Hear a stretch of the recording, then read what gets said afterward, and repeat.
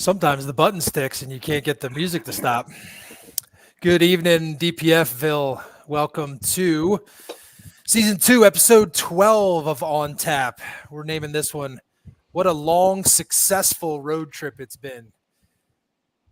Really yes, quick. It was. Chris Nowazik, the first Fuck the Mets at 7 p.m., followed directly by Bud. So, Chris, we miss you, my friend, but have fun doing the jitterbug.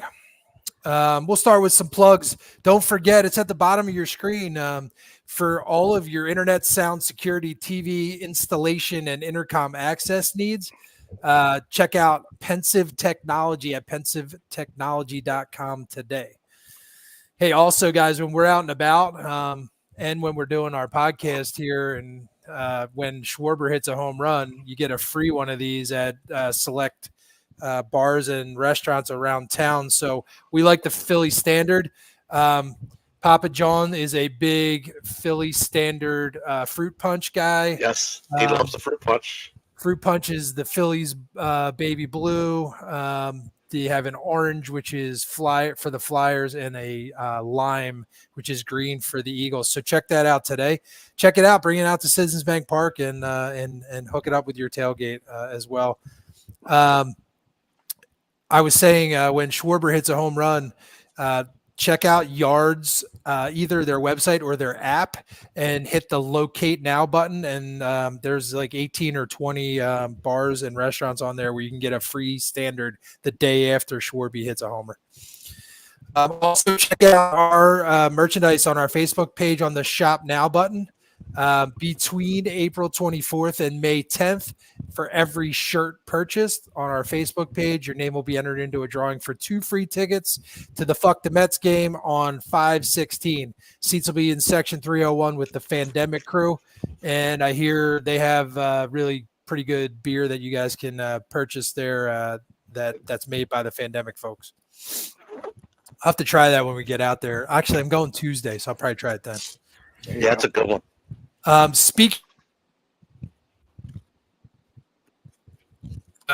If you do not have tickets to the DPF night on May 18th, you need to go onto the Phillies website and put in code DPF 2024 immediately. We're down to 16 days before our event at Citizens Bank Park. We're at about 456 or so tickets sold. And remember, we'll also be partnering with No Fly Zone that night and Lot N. So check out No Fly Zone. And last thing, we have our Salute to Service shirts. Says Salute to Service on the sleeve. Johnny's wearing the blue. I've got the Army green here. Just make sure you pick up a shirt there because we've partnered with, and just in the nick of time, we've partnered with Battle Brothers Foundation and Mr. Brian Buckley, who just joined the show. And for every shirt that's sold, we'll be giving the proceeds 100% to Battle Brothers Foundation. In a minute here, Brian's going to talk to us a little bit about services that the veterans and current servicemen and women receive from Battle Brothers. It's an amazing cause, and just remember hashtag DPF cares. So Brian, welcome, my friend. Hey, how you guys doing today? We are doing fantastic. Good. Good to see you, Buck. Good to see you. Great to see you all. Yeah, I never know what to call you. I call you Brian because that's how I know you. And then last time you on, you said everybody calls you Buck, so I'm in the middle. I wrote Buck on your sheet, so we'll go with that. Nice. So with everything, all the plugs being done, Buck, we're gonna throw what we've decided to do here is we kind of do like a curated question session, and what I want to do with you is kind of throw you a few questions. Get you to talk about Battle Brothers and a couple of other things, because I know you were at some games on the West Coast, and then like I told you before, more than welcome to hang out and comment on everything else or drop if you have other commitments. But the very first thing I wanted to really throw at you is, can you kind of give us a rundown of Petco Park and Angel Stadium? Because a lot of us, me included, haven't been able to jump out to the West Coast and get to those stadiums. What's it like out there? One, you're gonna have great weather, so that's one nice thing you can always think about. It was really interesting, and it's a really good question to ask because I've been down to Petco a bunch of times, and besides Citizens Bank Park, Petco is like my favorite ballpark. It's literally right there in the gas lamp, so you just walk out, you go to bars, restaurant, parking's easy, getting out of there is real simple, and we just had like amazing seats on the first level. Literally, the Phillies hooked us up with tickets, and it was like the most convenient seat you could have, like aisle seat, back to the wall. We get up, you go to the bathroom, get up, concession stand. Like you were never out of your seat for more than a couple minutes. So it was pretty incredible. And I'll definitely say the Padres game, it was probably the most relaxing baseball game I've ever been to. I mean, what was that? 2 hours and 10 minutes. Like we just like kind of looked up and I'm like, man, they're in the 8th inning already. Like it's not even 2 hours yet. Ranger was just, he's just killing it right now, clearly. And it's a fun park too, because listen, like West Coast sports are nowhere near East Coast sports, right? Like everyone in the Padres, they're pretty cool. Like there's no big thing. I mean, I was there, unfortunately, in 2022, the one game that we lost in NLCS, I happened to be there. And that's a terrible spot. You got 45,000 people cheering your demise. But I did see one of the best takedowns ever. During that game, Phillies, if you guys remember, Phillies were up a little bit and everyone's feeling good. And the Philly fans, we would get up when they'd score a run and we were very courteous. We'd all just kind of solidarity to each other and shake our heads and stuff. And then everything went sideways. So this Padres fan is in front of me and he's next to a Phillies fan. They don't know each other, but they're having some adult beverages and they're going back and forth. And now the Padres, they're going to win. Like you just know it's inevitable. And the Padres guy is going at the Philly guy and the Philly guy turns to me and goes, "Oh yeah? Well, at least my fucking football team didn't move to my rival city." And it's slow motion. Saw the guy get like destroyed. He was like, "Oh," and he was just like, "Why would they do that?" Next thing you know, they're arm in arm having beers, talking about guys ran from LA. So that was pretty impressive. And then it was interesting going up to Angel Stadium. It was really like a throwback to the '90s at the Vet. I've been to Angel Stadium one time before that. But again, it's like you're back into a concrete jungle. You're kind of like, even when you're walking on the stairs, you're like, oh man, this is an older stadium. And obviously it's been around forever. The Rams played there, all that stuff. But again, really good crowds. As we're pulling in, I had my Phillies hat on with all my kids and they're like, "Oh, we can't believe we beat you guys last night." And it's like, "Oh, okay." And then, we get in there and I was literally like 10 rows off of the 10 rows behind the Phillies dugout. So awesome seats. I mean, Schwarber's launch angle was insane on that first home run he had. So it was awesome for the kids to see that. But, it was a weird feeling. Obviously there were like, when Trey did that error, you just knew that was going to bite us. And the one thing I really appreciate with the Phillies right now, seeing them in person, and if this makes sense, they are a team. I have not seen the Phillies look this good together this early in the year with this group of Phillies, right? We all know their problems in the past with April and May, then June, they start figuring things out. They just look like a complete team that really care about each other and a lot of synergy, because you saw, young Alec Boehm look at Trey and he actually calmed Trey down a lot after. Like Trey was pissed. I don't know how much you guys saw on TV, but he was not in a good place. And Boehmer walked over there and kind of got him back right and everything. And my kid's like, "Oh man, what are you going to think? Are we going to win?" I'm like, "They're going to come back and win." I'm like, I just have that much confidence in this team. They're not going to get rattled. Didn't expect it to be Casty and Rojas as the unlikely heroes, but it was also great to see them face that adversity, being down in the 8th inning and coming back in the 9th and having a great inning. And again, the Angels fans, I mean, we cleared them out, top of the 9, they all left. But as we're walking out, they're like, "Well, congratulations, guys. What a great game." And I'm like, dude, you'd be catching a left hook from a Philly fan. No one would be congratulating you on your way out. So it was really cool to see. Unfortunately, couldn't see Trout, but that just seems to be what happens with Trout. But I really like this team, man. I just think there's something special here. I mean, I made an early prediction. I said, I was like, this is a 100-win team, and Trey Turner is going to be MVP, and I'm going to stick with it. I just think there's something here with this group of guys. They'll probably do a big signing in July. They still got some cash kind of on the back burner if they need it. And I just think we're in for a really good year this year. Dude, I appreciate all that. You gave us a little bit of a taste of question 2, but anything you want to add, like how is it being a Phillies fan on the West Coast? I think it really I was actually listening to the radio today, WIP, and Spike Eskin was talking, and everyone was busting his chops about how he was a Knicks fan as a teenager, and clearly he's a Sixers fan, all that stuff now.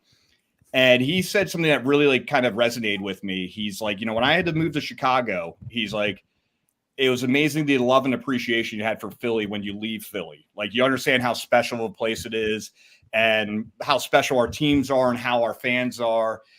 And I even sense a little bit of like jealousy from people out here because they like, they'll make fun of me because I'm super nuts about all the Philly sports and everything. But I'm like, that's just who we are. I'm like, you guys don't get it. Like, we've grown up with these teams. We're probably like the 5th generation of fans in our family. We'll take on 2 jobs to go buy a ticket so we go see these guys play. It's just a whole different atmosphere. And yeah, they got to take the good and the bad. I mean, when they're on top, we're going to love them. When they're not playing well, we're going to give it to them. And, God bless Bryce Harper. He's the one who will call it out. Like, hey, if we suck, they're going to let us know, and they should. So I notice a lot of people kind of, they make fun of us, but I think there's a little jealousy of how passionate we are about the fan base. And it's always amazing to see you're in Petco or you're at Angel Stadium and we take it over, like with this "Let's Go Phillies" chants or Eagles chants. I mean, and now all they can do is boo us, and then we just get louder, and they're like, like these guys are crazy. So I just think it's something really great. I love it, and I've even converted. My wife and her family are all Padres people, and they're now Phillies people. So they nice. see how far about the game, as they should be. Yeah, very absolutely. Nice. That's awesome. Yeah. So I appreciate all that, and like I said, I love that you're into the Phillies almost, it sounds like, as much as we are. But I wanted you to take a little shifting gears and maybe give all of our followers and all of the folks that are on a podcast now a taste of what Battle Brothers Foundation does for current and former military members and veterans that come to you guys for help. Yeah, no, that's great. So Battle Brothers Foundation, we formed this back in 2016. For me, it was really, I was just noticing there wasn't a ton of support for our veterans. And we developed a 3-tier approach of personal, medical, and economic. So we're helping you transition out of the military. Medical, we help out with VA disability claims.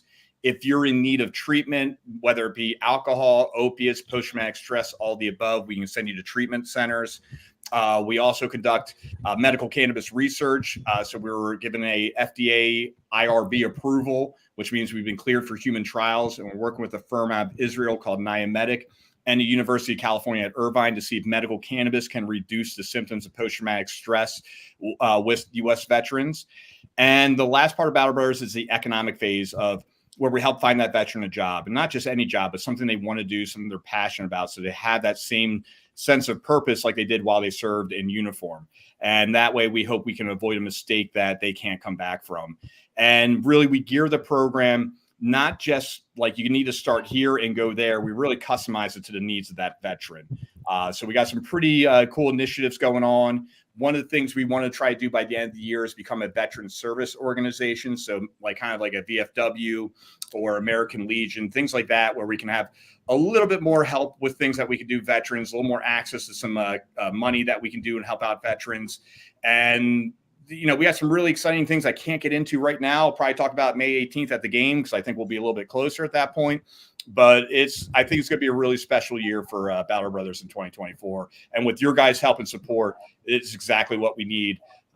Literally, guys, every dollar counts. I always laughed at those commercials, but now having a nonprofit, like every penny counts. So any little thing we can do here will make a huge difference in the life of a veteran. Awesome, man. Thank you for doing that. And kind of in that vein, the last thing I wanted to talk about before we dive into what happened this past week is, how did the first annual gala go, and what did you maybe learn that you'll use in the future to make, it more impactful for your community that you serve? Yeah, the first gala, we had that at a place called the University Club in downtown San Diego. So really a nice kind of a ritzy type place, black tie event. A lot of stress, everything like that, as you guys can imagine if you plan an event, but it went off extremely well. We knew it wasn't going to be huge. We had probably about 85 people there, but that's fine. We wanted to kind of make it an intimate setting and really kind of share the stories of what Bauer Brothers is doing. My goal financially was let's just get into the black. Like, let's not lose money. I have to keep paying some stuff. So we definitely made some money. But I think our big ROI is going to come from the human capital that we met out there. We had some great partners that we're working with on some really cool initiatives. And probably one of the neophytes that we have going on is a group called Rectitude Packaging out of Austin, Texas. And it's a girl, Heidi Schultz, runs it. Her husband's a Marine veteran. She flew from Austin to come to our event, and she loved it. And she's like, listen, you know, it's amazing what you guys are doing here in San Diego, but you guys would absolutely kill it in Austin. There's a lot of patriotic people there who have oil money, and they just want to help out vets. So we're actually going to have another kind of Battle Brothers type gala coming up in Austin, Texas in November. November 8th, we're going to do a shooting competition. November 9th will be a gala. And then November 10th on the Marine Corps birthday, we're going to do a golf outing. And got some kind of, celebrity type people still waiting to commit on, but they seem like they're pretty good. And that's definitely something we'll push out to everyone once it kind of gets finalized. But that could be a really special event that we're doing. And it just seems like a lot more people now are starting to kind of come out and help us out, which has just been really, really humbling, to be honest with you. Yeah, it's awesome. Well, whatever we can do to help, reach out to us. So I appreciate you coming on, Brian. I will tell you a quick update. It looks as though we're up over 100 shirts sold already. So Nice. Let's keep pushing it. Let's double that before, we said earlier, we got about 16 days left. Let's double that up in the next couple weeks. So. Oh yeah. Awesome, man. Let's go here really quick. Steve, our buddy Steve Mold, he wants to know how all the trout lovers feel about how him coming here and how he's injured again. I think he's talking to me because I said let's trade Casty and Rojas. He's talking to me. I still think he is, when healthy, an amazing talent. So. When healthy. When is he healthy, though, Mike? When is he healthy? Well, he hit 10 home runs so far, and Casty has, 2? So there you go. He's the white Joel Embiid. There you go. Oh, wow. Steve says, welcome back, Buck. Hey, so Steve. Appreciate that. Hello, Steve. Papa John is wondering when we got the Macho Man Randy Savage, or how we got the Macho Man Randy Savage. So, that's right. And I actually want to answer this question, and maybe John, you can take this one. Bud wants to know, will Hall ever be back? No. Like, it would have to be like a drastic injuries for him to be called up. But I mean, even then, it's just going to be a short stint till like Harper and whoever come back. I would rather switch Bohm over to first than bring him back, to be honest. I mean, he's got a good bat, but I mean, he's stuck. The only other thing he could do is DHs, and how many DHs do we have? You know what I mean? Like, there's just no room for him. There's no room for him. I would love for him. I mean, they should do him a favor and pretty much like trade him somewhere and give him a new start. He could, like, he might be able to start on like another team that like actually needs a first baseman power hitter. You know what I mean? He's got to be like 28 or 29 now too, right? Yeah, he's up there, like he's 27, 28 something. Yeah, he's been around. Well, I think maybe on this same line of questioning here, Dugan, let's talk about it a little bit. If the trade deadline were today and you could only upgrade one aspect of the team, what would you do and why?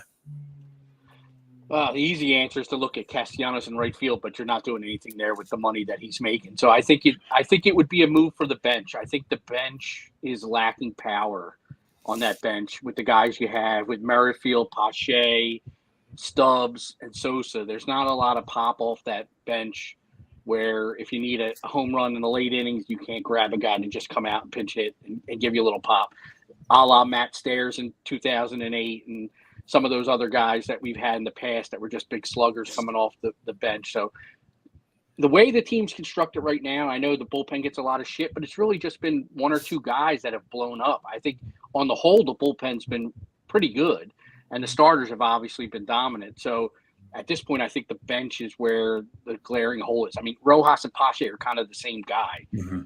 As far as good defense, Rojas is hitting more than I thought he would. He's really picked it up, but Pache's not really much of a stick right now. So the bench would be where I would look. You're leading me right down the road here. So you said the name Matt Stairs. Matt Stairs holds the career record for most pinch hit home runs in the entire in the entirety of Major League Baseball. How many home runs is it? And John cannot answer because he gave me this. He gave it to you? So pinch hit home runs. Yep, in his career. I'd say 12. Buck, you got a shot? I was going to say 18. You're close. 23 home runs. That's impressive. That's impressive. Secondary, really cool piece of trivia. He played for 12 franchises, 13 teams, if you count the Expos and Nationals, and is the only player to play for all four 1969 expansion teams: the Padres, Royals, Expos / Nationals, and Brewers. So I was out in LA a couple years ago, and I went to Dodger Stadium, and I have all my Phillies gear on, and I'm walking around. So I went up to an usher and I said, "Hey, can you show me where Matt Stairs' ball finally landed?" And he looked at me. I said, "Never mind. I know it never landed yet, so don't worry about it." Hey, one thing I'll say though about Rojas is, my goodness, the scouting report on him. If you're going to take two, you better have like a rocket up your ass, because that guy's arm. I mean, he had two lethal throws that if that guy's a half step slower, they're out. I mean, it was just right on a rope. Very impressive. I mean, we all know he's a really, really, I don't want to say great, but he's getting to be a great fielder. But I was so impressed with his arm strength and just how well he played defensively. It's funny because that's something you don't hear a lot about. So that's good. That's good to know. Speaking of people who have a great arm, you guys are like leading me right down the path here. So, Hank Williams Jr. Teams seem to be stealing at will on the Phils. Is this the fault of our pitchers not being able to hold runners on, or has JT lost a step? Is that just thrown out to everybody, or is that direct? No, that's the Hank Williams Jr. Oh. But you could chime in. Okay. I mean, I would say a little bit of both. I've noticed JT's arm isn't as crisp as it used to be, and it could be age, but it could be, we've talked about this many times on the pod, it could be that he plays over 130 games a year. Yeah, because we have an incapable backup DJ, like resident DJ, automatic outs. That's a problem, and it's finally starting to show. I noticed Topper has played Stubbs a little bit more frequently earlier in the season. Maybe he got the wake-up call. We've happened to luckily win a couple of those games, but a couple of those games he put him out there, and like the whole lineup was sitting on the bench. So I don't know what Topper's thinking, but yeah, Mike, I think it's a little bit of both. But I'd let the scale slide a little bit more towards the JT end and say he's losing his touch a little bit. Dugan, did you have an opinion? Yeah, I think the rules with the pitch clock actually hurt the pitchers and JT. Like you could time it up now. Like he's got to throw the pitch. So once he makes first move, you could pretty much take off, especially if he's thrown over once or twice or already disengaged off the rubber once or twice. I mean, I think sometimes JT doesn't even have a chance. I also don't like the one knee catching, and we've had that discussion before too, where he's on one knee. I think that affects how quick he can get up and get rid of the ball as well.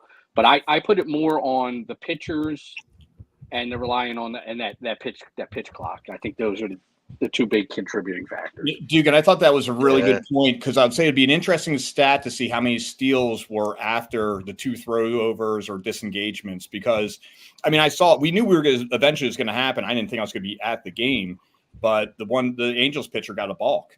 And it's kind of like when they throw it over twice, it's like, well, that guy's going to steal. It's just like, it's automatic. Everyone knows that he's going. So, and that's the league's. That's kind of the league's whole point, right? They want more people in scoring positions, so the millennials. I'm sorry, so that they score more runs, so that people watch the game. Mm-hmm. Sig has a good point. Sig, You mean this? You mean this, Mike? yeah, exactly. Who hit Sig that? said between the Lorenzo pizza box size bases, JT's dwindling skills, and the overall slowness of our starting pitchers makes stealing against us enticing. Yeah, I think we're all aligned there. Yeah, Hey, and a lot of. Go ahead, John. I was just going to say real fast, there's a guy at Jersey Shore that's slinging them out with that cannon. Couple more years, baby. He's throwing runners out at second.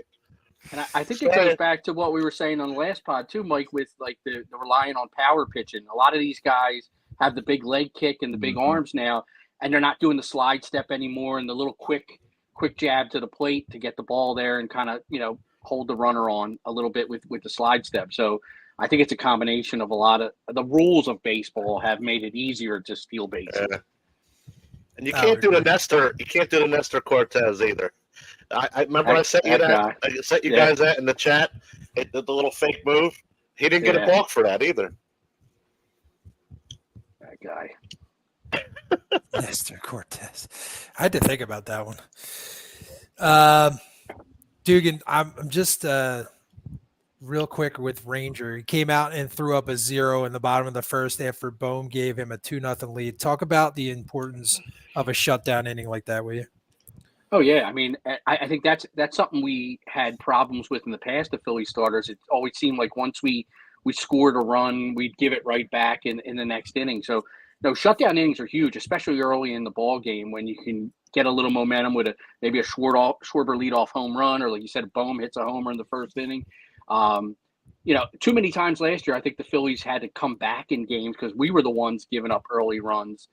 And you could see this year where we're jumping out in front, and we're 10 games over 500 in April. When the hell's the last time that happened? And I think that's the key. 1993. Yeah, I saw there was 19 or something in 93. It's crazy. So I definitely think the shutdown innings. Yeah, our starting pitching's been phenomenal. I mean, Wheeler's got a 1.9 ERA, and he's third on the team in ERA. I mean, so that tells you all you need to know.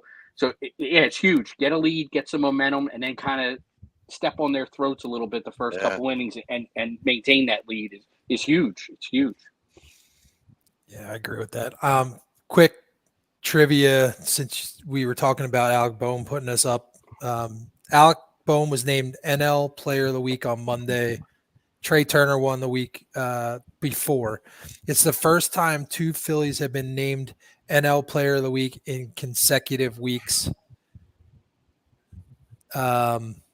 Since when? Do you guys remember and who the Phillies were? Ooh.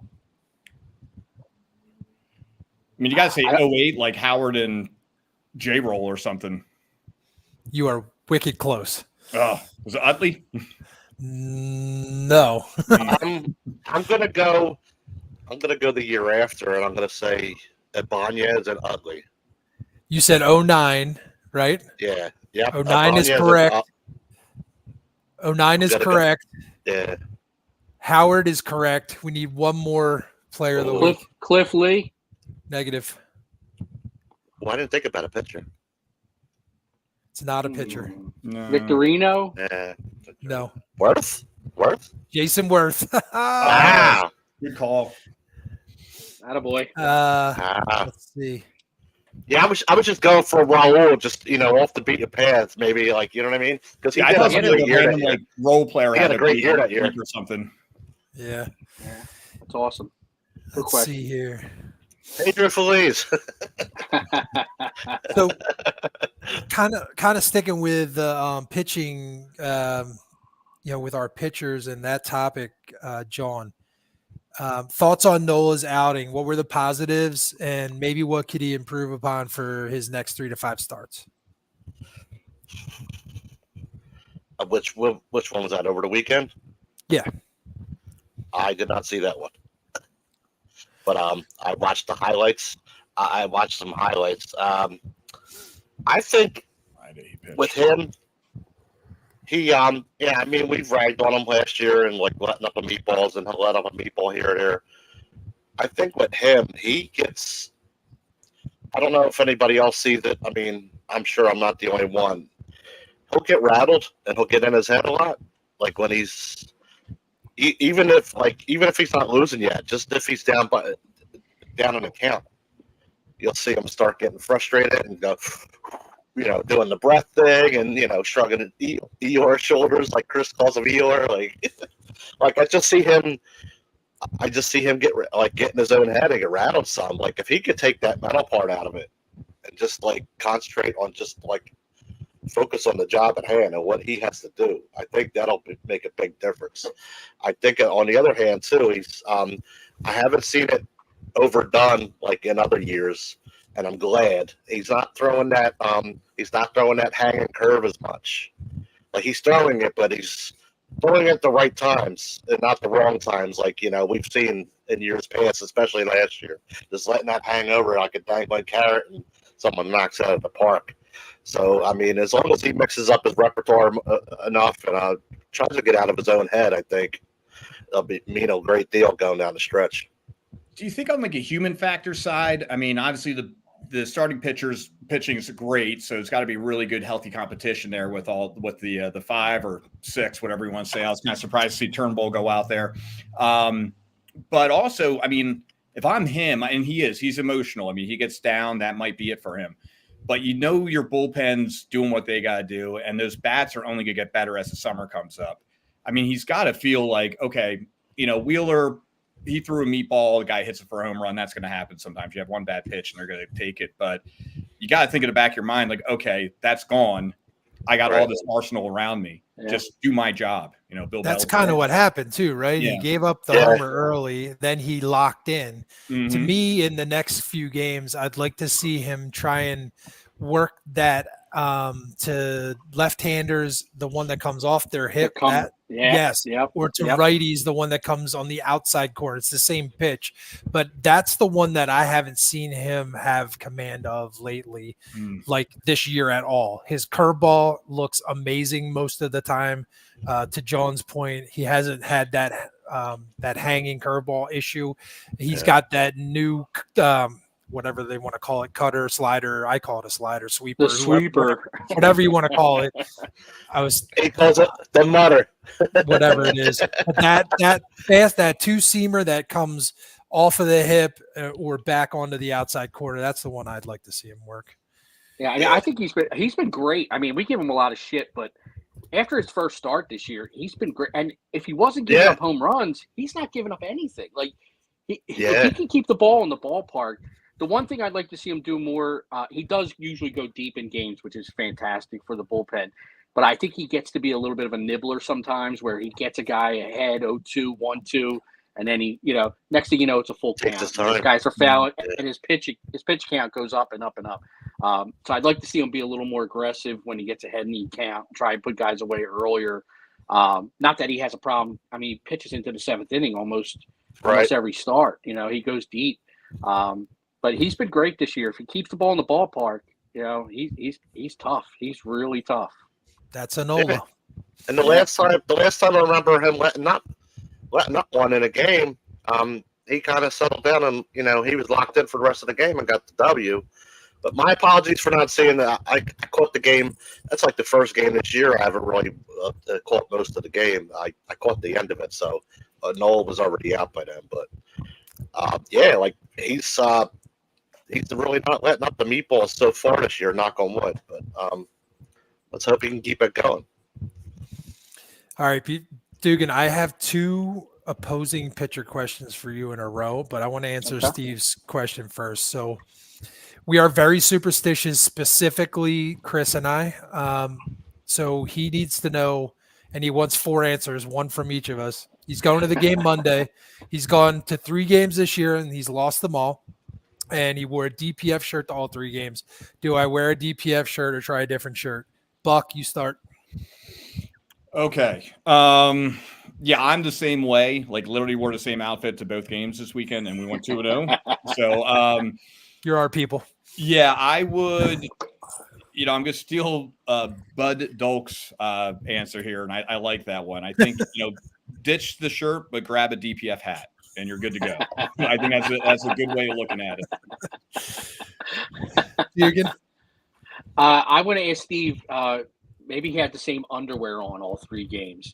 So maybe it was maybe he had some shitty drawers on and it wasn't the DPF shirt, So. Perfect. John? Had to swallow that beer real fast before I spit it all out. All right. I say fuck superstitions, Steve. We're the same damn outfit. John does. Winner it is, baby.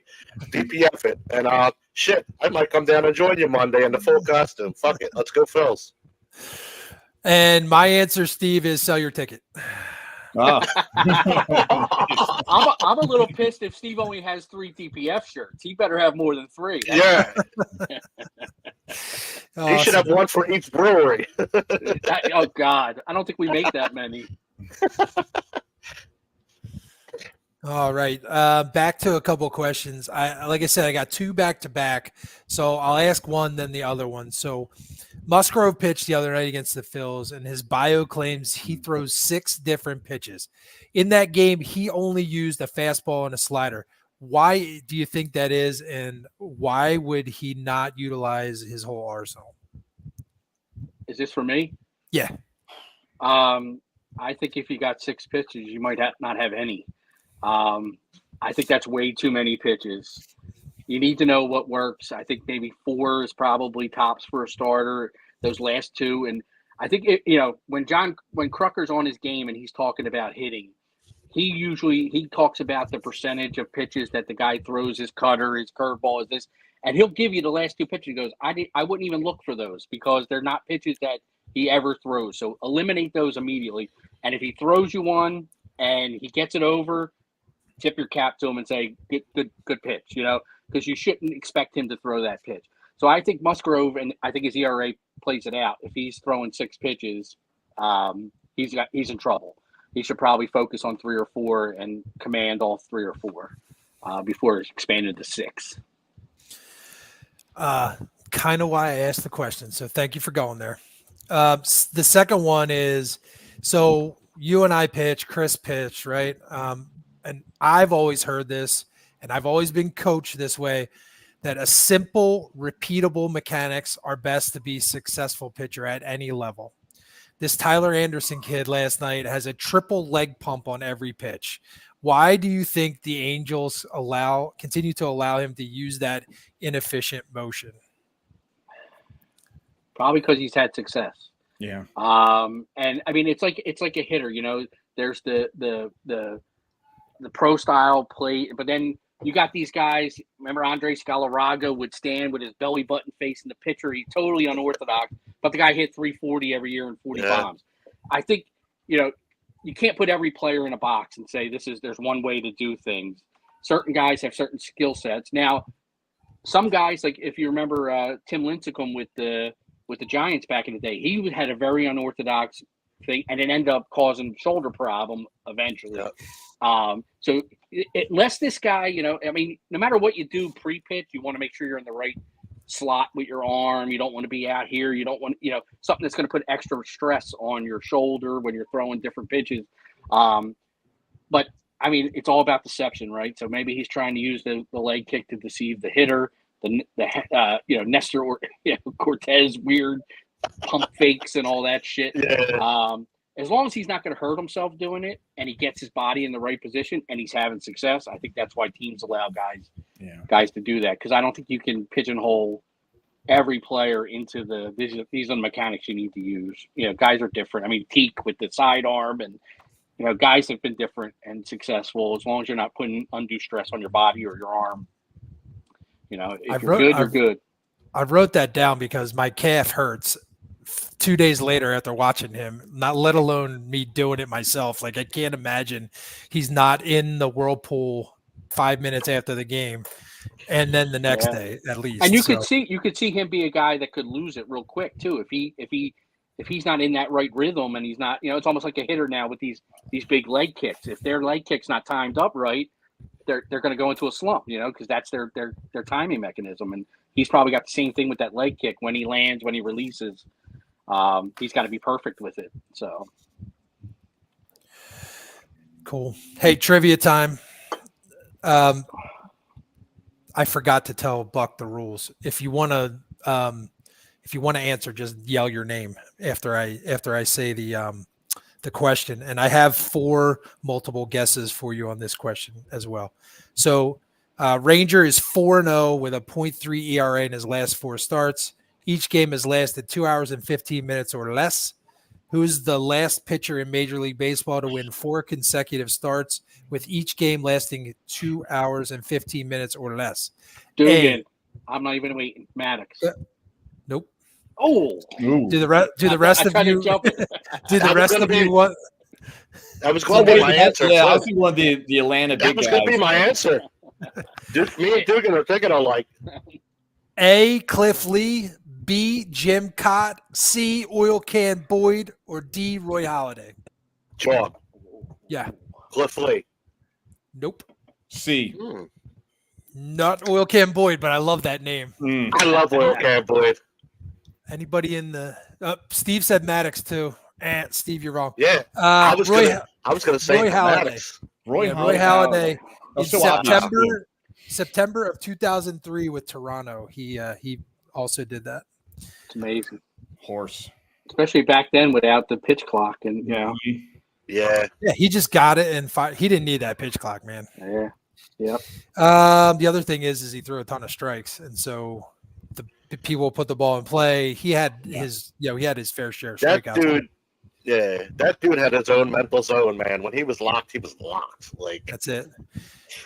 And when him and Carlos Ruiz used to get in that zone together, like it was insane. I love it. Yeah. You think about the time Roy Halladay yelled at him. He's like, I was going to pull Roy. He's like, I'm walking out. Roy just turned and looked at me and said, "Get the fuck away from me." And he's like, I just turned around and walked back to the dugout. I wasn't going to make a bigger deal than I had to be. Did not know that. That's funny. That's funny. All right, Johnny, I got one for you around Bohm. Okay, so Alex locked in right now, right? Player of the week. He hit like 5-something crazy, like 516 in the past 10 days or something like that. What does it mean for the middle of our lineup, do you think? I missed that last part. What does it mean for the middle of our lineup?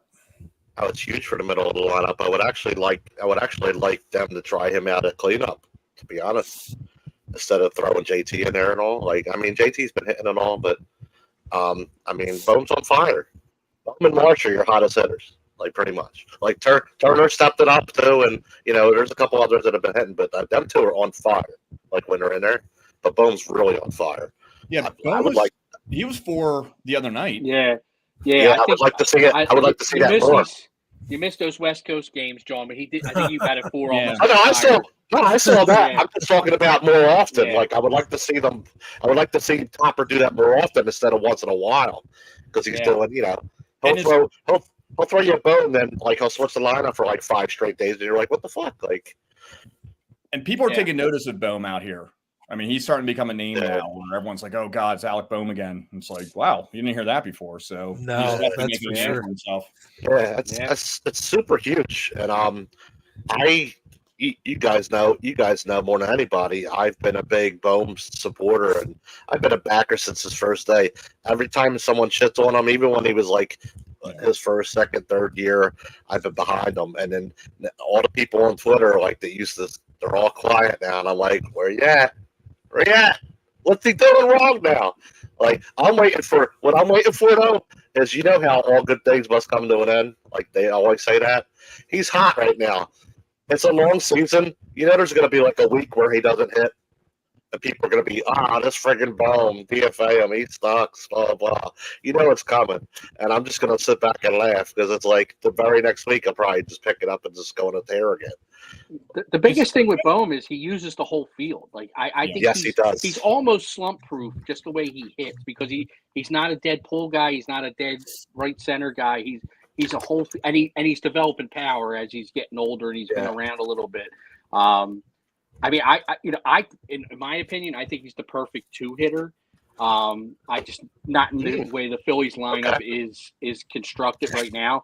But he's an RBI machine. If the game's on the line and we need a run, I want him at the plate because he's going to put the ball in play and give us the best chance to score right now. He's just so locked in, and he has been that way his whole career. He's been an RBI guy his whole career. He's been a guy that hits well with runners in scoring position. So I like him in the 4, protecting Harper.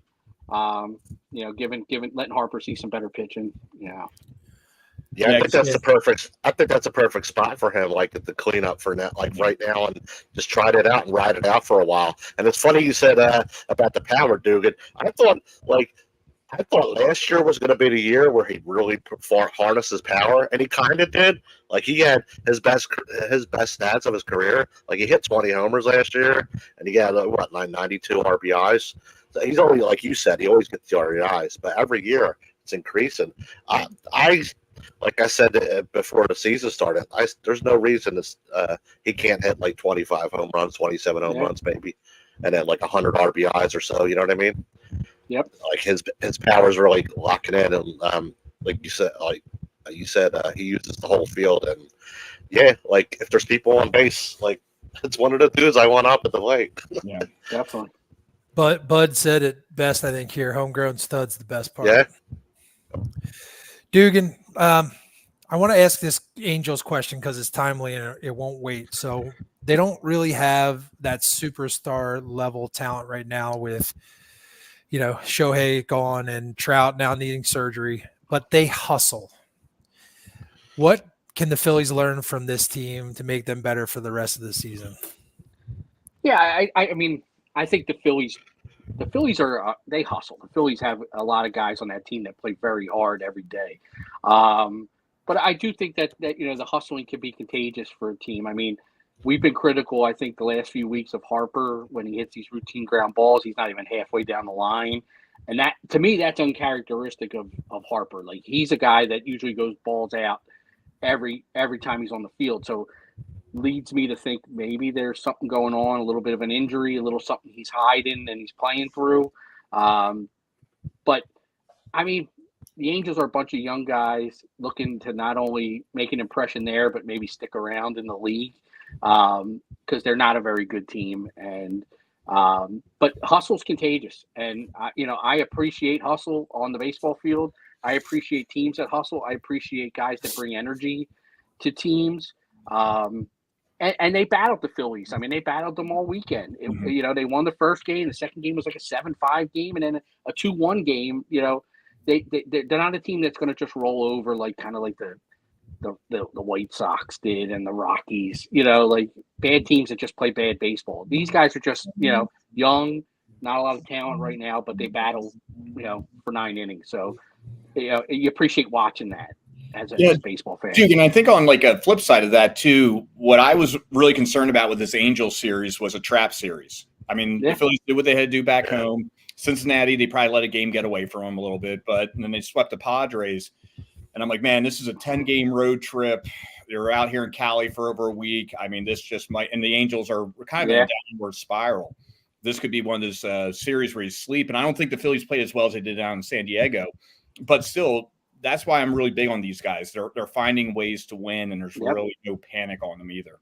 Yeah, I think it proves your point earlier about them being a team. Like this is a series that the Phillies would have gone out there a couple years ago and may have lost 2 or 3 or got swept and walk through the last game, the getaway game, and just not that they didn't with striking out 18 times, but but they did find a way to win, which in previous years, and that's been our problem.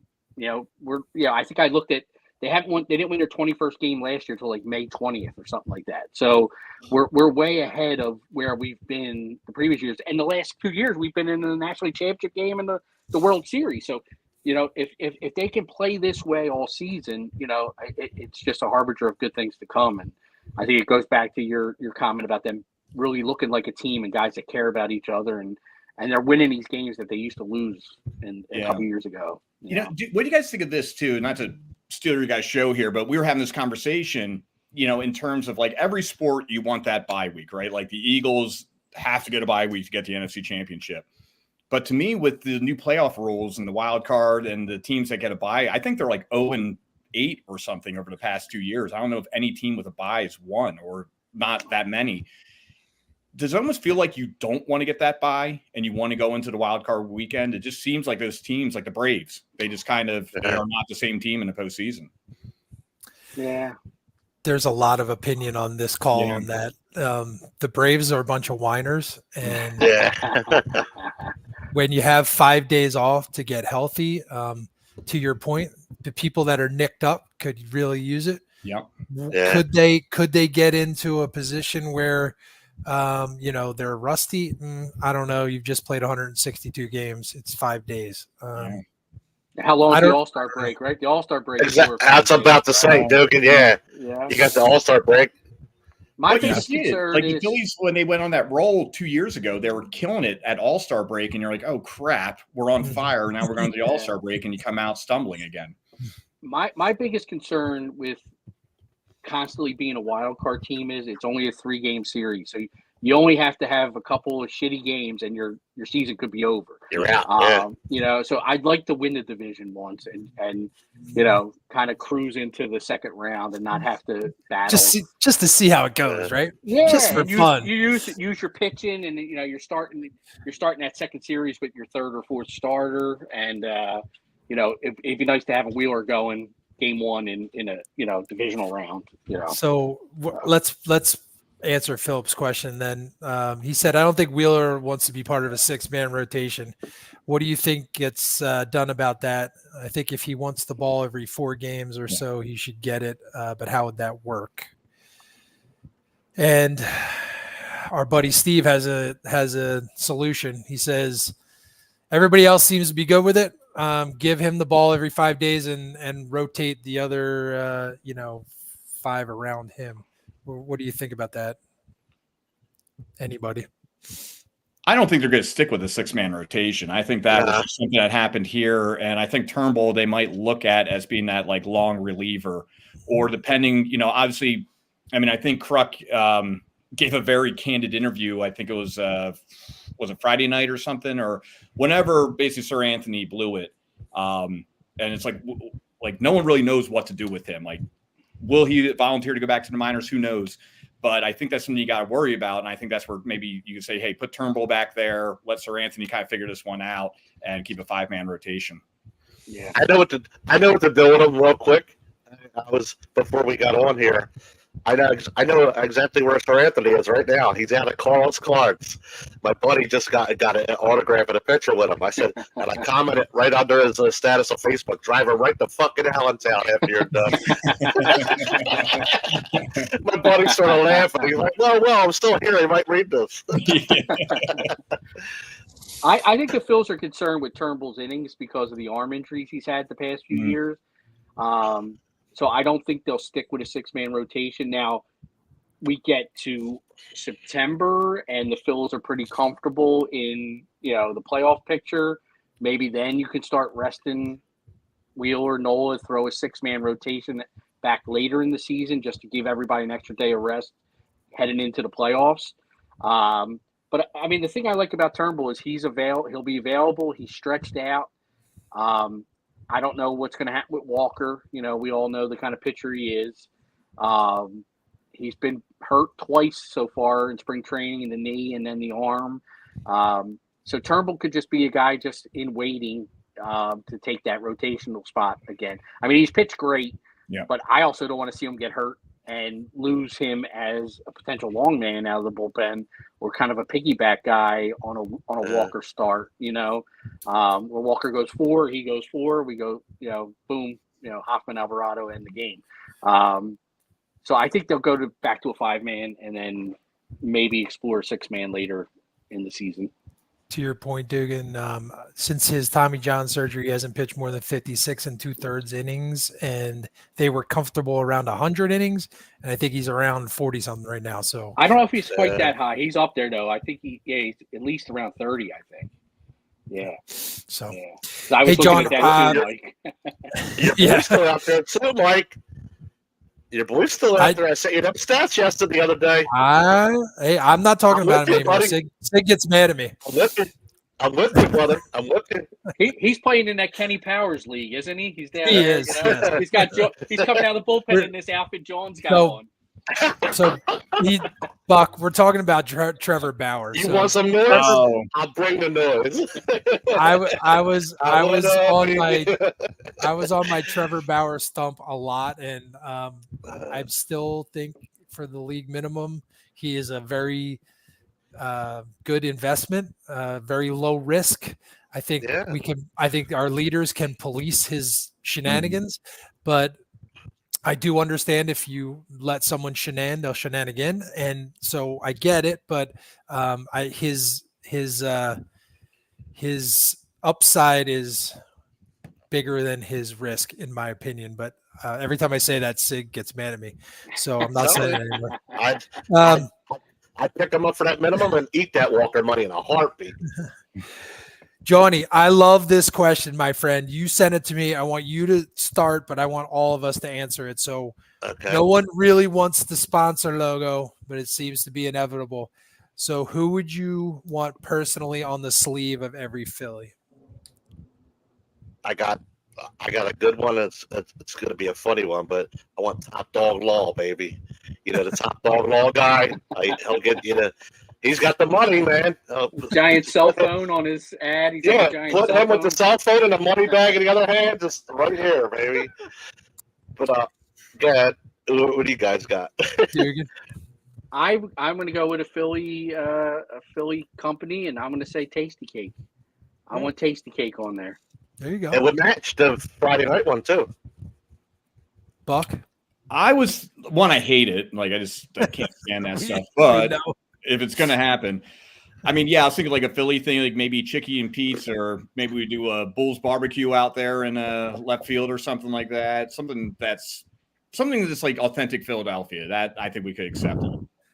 So it's funny you say that because I have a few choices. So something that is made in Philly for Philly. Oh, Gotcha. How about yards, guys? Yeah. Then the yeah. second thing is blue collar, right? Someone just said it goes with the City Connects, right? Well, what about IBEW, right? They helped build the city. mhm. Yeah. John doesn't like that one. And I don't like Johnny Doc, but we won't go in that way. what Well, about there. all right? What about one of the tallest buildings in Philly, the Comcast building? What about Comcast? But I don't like any of those as much as I like DPF. Right on There the you sleeve. go. There you go. That's the best. Yeah. That's the best one. That's the best one. Dugan. Yep. Before I get to another trivia, the Major League Baseball power rankings came out. I'm going to read you the top 10, but I want to know if you agree, and is there any merit to these lists, or if it's just a popularity contest with sports writers. Okay, so Yep. here is the ranking as of this morning. 1, Braves. 2, Orioles. 3, Dodgers. 4, Guardians. 5, Yankees. 6, Brewers. 7, Phillies. 8, Cubs. 9, Royals. 10, Mariners. I don't disagree with the 10. I think those are the 10 best teams. I don't even disagree, I think, with the top 3. I think that's probably pretty accurate. I think the Phillies are low. I think the Phillies are a better team than the Guardians, and I think the Phillies are a better team than the Brewers. Who was Yeah. 5 in there? Yankees.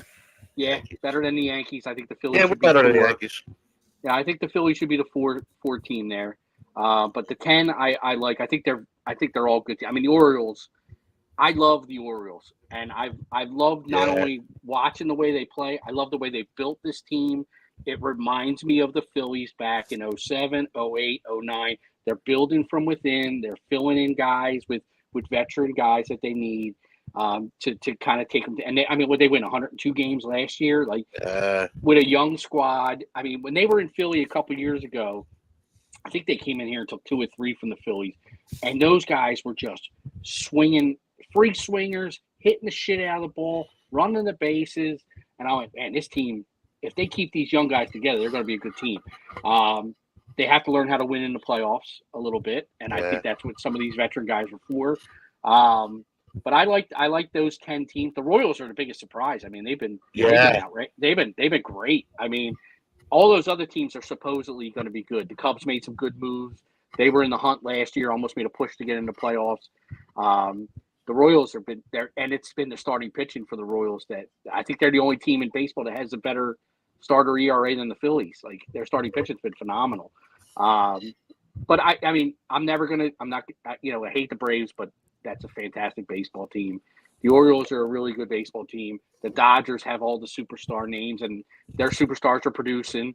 So that they're a top 3 team. But I think the Phillies are right there. I put the Phillies at 4. And, Really quick, you know what's scary about? Remember, I shared that graphic in the group chat. The Orioles have not been swept since Henderson was called up like 2 years ago. That's crazy. Wow. And you know what else is scary about them? They're bringing people up from their minor leagues. Yeah. They have every position filled. Guess where all their money's going to go next all season? Signing Corbin Burns. I mean, signing him to extension and pitching, and they're going to even be scarier. Yep. Yeah. I mean, like Dugan said, I love watching them play, but man, they're going to be scary once they get a couple more pitchers. They got Burns and Grayson Rodriguez already. Like, man, they're going to be nuts. Yeah. Do you guys think? Because I heard to this question, and listen, the rankings are fun, they're fine. I mean, we already got like NFL power rankings and all that stuff, so it gives you something to talk about. But I think it was last year I heard Dombrowski talking, and he's like, you would kind of know by May 1 what you got. He's like, but things have definitely changed to the point that now it's more like June 1. You kind of have a feeling of what you got. Yeah. And I think that's true. Like, a team like the Royals, you're going to have these teams that just kind of come out of nowhere, but it'll be interesting to see what happens when the dog days hit in. And are they legit? Are they a real thing, or just on a good run right now? But that's a great point. Yeah, I think the Phillies are built for that. And yeah, the Braves and the Dodgers, they got that payroll, they got the talent on there. And how can you not put them up there? Yep. And that's crazy too, because like to your point, Buck, like you figure out what you have like June 1st, you turn around at the end of July. Now you're like, all right, well, I figured out what I need. Now I turn around and boom, trade deadline's right there. Yep. So now you got to figure out how to add to what you already need. Put some pieces of the puzzle together, try to make a run. And that's why I think the Phillies are going to make that big move. I think they're going to, right around the trade deadline. They got that money, and I think they're going to go after something. So at 21-11, their most wins in baseball, and second only to the Braves in win percentage. Also second in home runs at 40 home runs. Anybody know who's ahead of them at 45 home runs? 45. Yankees? Dodgers?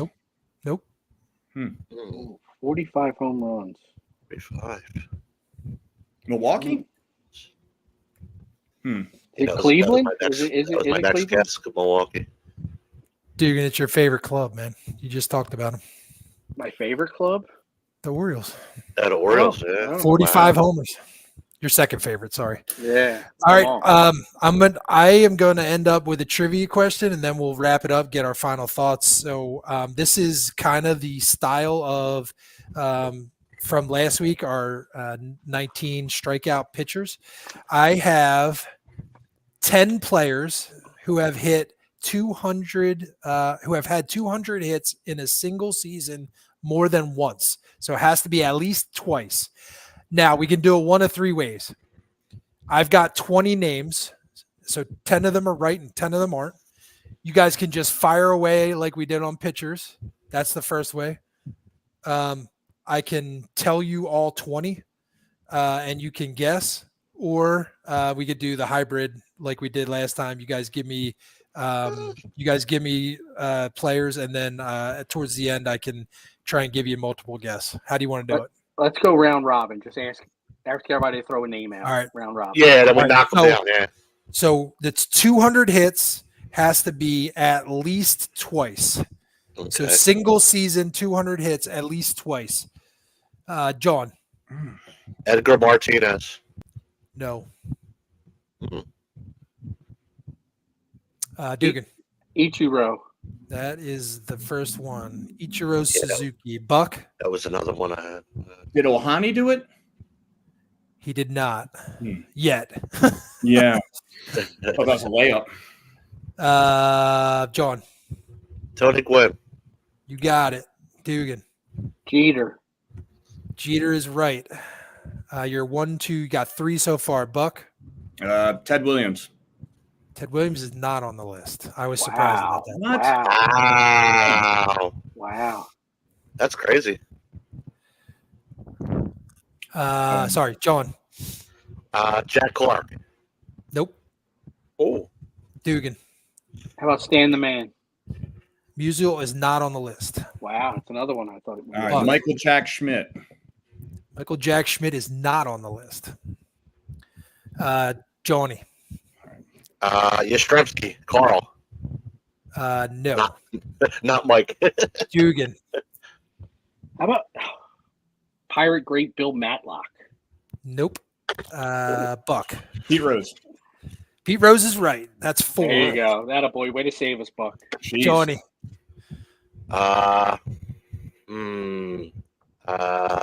Abanez. I don't know. I was off the top of my head. No. Dugan. Oh my He might God. have had 200 combined in 2 years. How about Chipper? Chipper Jones. Jones is Ooh. not on the list. Oh man. Roberto Clemente. Oh, good guess, but no. John. This could take all night. Oh. Well, I'm going to give you a couple more rounds. Then I'll give you some. He was more steals. I was going to go Ricky Henderson, but he's more steals. Man, I'm stumped. Ozzy? No, not Ozzy Smith. Fuck.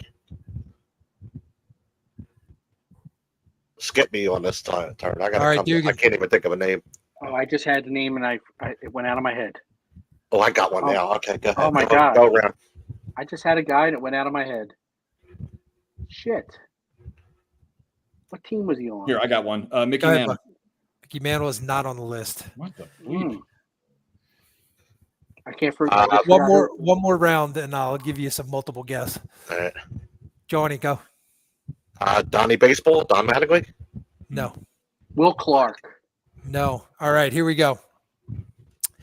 I'll give you either or. Either Ken Griffey Jr. or Wade Boggs. Wade Boggs. Boggs. All right, very That good. literally was going to be my next guess too.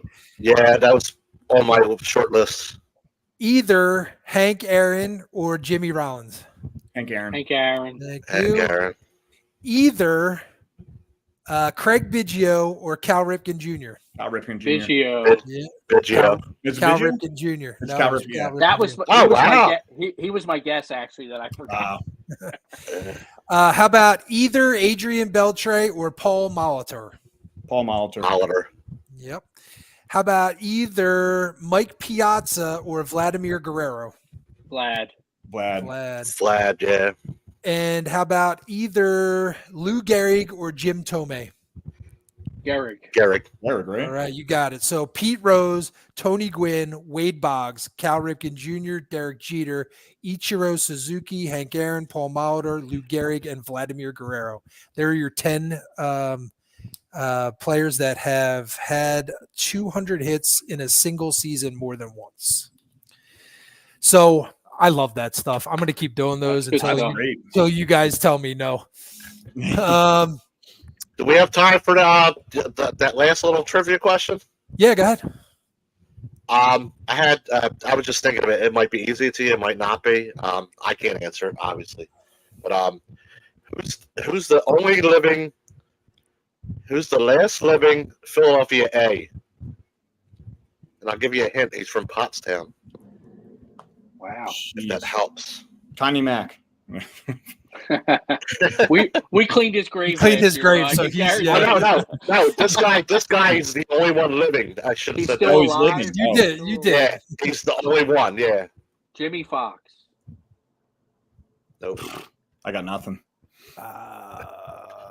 Bobby Shantz. He's 98. Oh my God. Bobby Shantz. I would have never gotten that. Oh, of course, Bobby. Yeah, Bobby. Yeah. Cool, man. Hey, I love doing these things. So let's get last thoughts, and we always go bottom left. So Buck, last thoughts, my friend. Yeah. First and foremost, I want to thank the DPF crew for everything you're doing for Battle Brothers and the veterans. May 18th is going to be an amazing time. I encourage all of you guys to get out there. We're flying in from San Diego. My family's coming. I got a bunch of friends and their kids, and I think this is going to be a really special day with maybe some cool surprises popping up. Another thing I just want to give a shout out to, I'm not going to say anything that people don't already know. I just want to kind of hit that point. John Kruk is an awesome dude. I've been very fortunate to kind of spark a friendship with him randomly, and he loves our veterans like none other. He has done raffles for us and everything. He hits me up right before he came out here. He's like, "Hey, let's go grab some food. What games you're going to, all that stuff." And he took care of everything. And just a really great guy. And I promise you, what you see on air, that's him. He's just a very regular dude. And last thing is, this Monday we start our first round of playoffs, and my Carlsbad Phillies got a first round bye. So my taking on the winner of the Pirates and the Rangers. So you guys keep in mind, we'll keep you updated on how the old Carlsbad Phillies are handling in the playoffs this year. Awesome. Thank you, Buck. Appreciate that. Dugan, you're up. So yeah, the Phils are home. They're coming back for a 6-game homestand. We got the Giants, and then the Fuck Joe Carter Blue Jays coming in for 6 games. Coming in, the Giants are 14-17, and the Blue Jays are 15-17. Let's go 4-2, boys. Let's get 4 out of 6 in this at least. And let's keep this train rolling. Let's go, and fuck Joe Carter. John. That's John. Macho Man. Macho Man. Oh yeah. Like Mike said, we sold over 100 shirts, and all proceeds go to Battle Brothers to help our veterans. Let's get some more shirts sold and some tickets to the game sold as well. Like you said, I'm wearing one now. Wrong side. I'm wearing one now. This will be the one I'm wearing on the 18th. So please, and if you want them, and if you're going to the game, order them now so you get them on time. There's usually I ordered mine, I got maybe just under a week turnaround time. So make sure if you're going to the game and you want to rock it, represent, like me and Papa John will be, just get your orders in, and also buy any of the other merch on the website as well. But definitely help our veterans out, man. It's a great cause, and we're really doing some good. And also, fuck Wally the alligator. I hope they never find him. I forgot about that. Yeah, quick tidbit. Wally the alligator, the emotional support alligator that they denied entry into CBP last year, went missing on the 21st, was put in someone's backyard as a joke. That person called a trapper to come out, and guess what they did? They captured Wally, and they threw him in his natural habitat. Now everybody's pissed off. And he's gone. Well, that's logic, right? Like, goodbye, Wally. You're in your own. You're where you're supposed to be, not in someone's living room watching Matlock. So anyway, fuck Wally, and fuck Joe Carter, and please get your tickets for the 18th, and hope to see you there. Awesome. Thank you. Appreciate that, guys. Don't forget, everybody, for your internet, sound, security, TV installation, and intercom access needs, to reach out to our sponsor, Pensive Technology, at pensivetechnology.com today. Remember also, when we're out and about, we're grabbing a Philly standard, whether it's the fruit punch, the orange, the lime, or the regular. Grab those. They're great, easy drinking beer for Citizens Bank Park tailgates. Your backyard barbecues coming up here. The weather's been amazing here this week, so I've been thinking about getting the smoker going. So grab some Philly Standard, and also remember to check out their website for participating bars and restaurants. When Schwarby hits a homer, the next day you get a free Philly Standard. Remember to check out our merchandise on Facebook under the Shop Now button. Between April 24th and May 10th, for every shirt purchased, your name gets entered into a drawing for 2 free tickets to the Fuck the Mets game on 5/16. Seats will be in section 301 with the Fandemic crew. And to John's point, buy the t-shirts. You've got 16 days. You should get it within 7. But if you buy them all the way up to May 18th, we're still donating the money, even if they're not in your possession by the 18th. And then finally, the 18th, right? DPF night at Citizens Bank Park. Go on the Phillies site and punch in DPF 2024. It's $33 to go to hang out with us in section 301 to 306 and 310. We'll all be there. 450 something of our closest friends. Buck's coming from California. If you live in Jersey, Delaware, or the Philadelphia area, there's a guy flying 2,000 miles to come to the game. Buy a ticket. And then also, as Johnny was talking about, our Salute to Service shirts with the Salute to Service on the sleeve. Every penny of proceeds go to Battle Brothers Foundation. Remember, hashtag DPF cares. Thank you, everybody, for listening. We went a hair long today, but that's all right because we had a lot to talk about Phillies-wise and Battle Brothers-wise. So we appreciate you. Fuck the Mets, fuck Joe Carter, and fuck Nell Carter. Talk to you guys next time. I love the no Carter.